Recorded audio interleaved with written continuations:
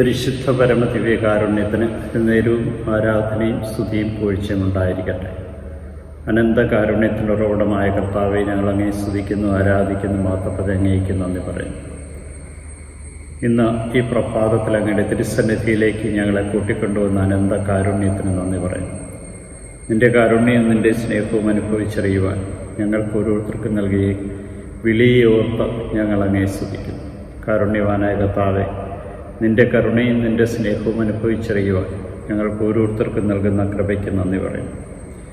അബ്രഹാമിനെ വിളിച്ചപ്പോൾ അബ്രഹാം തൻ്റെ ദേശത്തെയും ബന്ധുക്കളെയും ഭവനത്തെയും വിട്ട് കാണിച്ചു തരുന്ന നാട്ടിലേക്ക് വരുവാൻ ആവശ്യപ്പെടുമ്പോൾ എല്ലാം ഉപേക്ഷിച്ചുകൊണ്ട് പുറപ്പെട്ടതുപോലെ ഞങ്ങൾക്ക് നൽകിയിരിക്കുന്ന മഹത്തായ വിളിയെക്കുറിച്ച് എപ്പോഴും ഓർക്കുവാനും ആ വിളിയിൽ അതിൻ്റെ പൂർണ്ണതയിൽ നിലനിൽക്കുവാനും ഞങ്ങളെ ഓരോരുത്തരെ അനുഗ്രഹിക്കണമേ.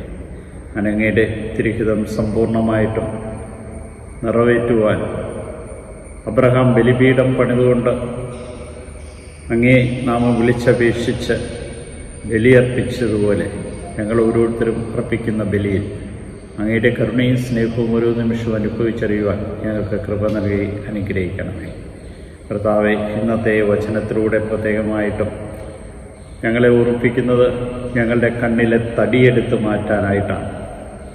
വിധിക്കപ്പെടാതിരിക്കുവാൻ നിങ്ങളും വിധിക്കരുതെന്ന് പറയുമ്പോൾ അവരനെ വിധിക്കുന്നതിനെ ഓർത്ത്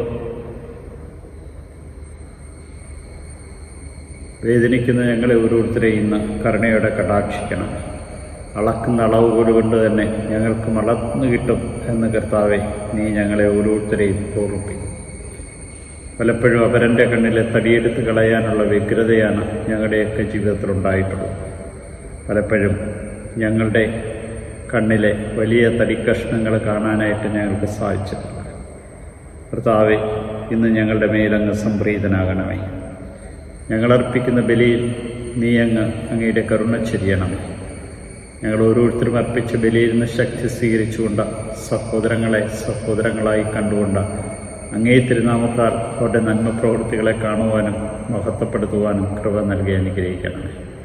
ഇതാ കർത്താവെ, ഈ ദിവസത്തെ ഞങ്ങൾക്ക് ആവശ്യമുള്ള എല്ലാ കൃപകളും നൽകി നീ ഞങ്ങളെ അനുഗ്രഹിക്കുകയും വിശുദ്ധീകരിക്കുകയും ശക്തിപ്പെടുത്തുകയും ചെയ്യണമേ. ഈശോയെ നന്ദി, ഈശോയെ സ്തുതി, ഈശോ ആരാധന നിത്യം പിതാവ് പുത്രനും പരിശുദ്ധാത്മാവിൻ്റെ അനുഗ്രഹം ഞങ്ങളുടെ വന്നണഞ്ഞ് എന്നും നിലനിൽക്കുമാറാകട്ടെ. ആമേൻ.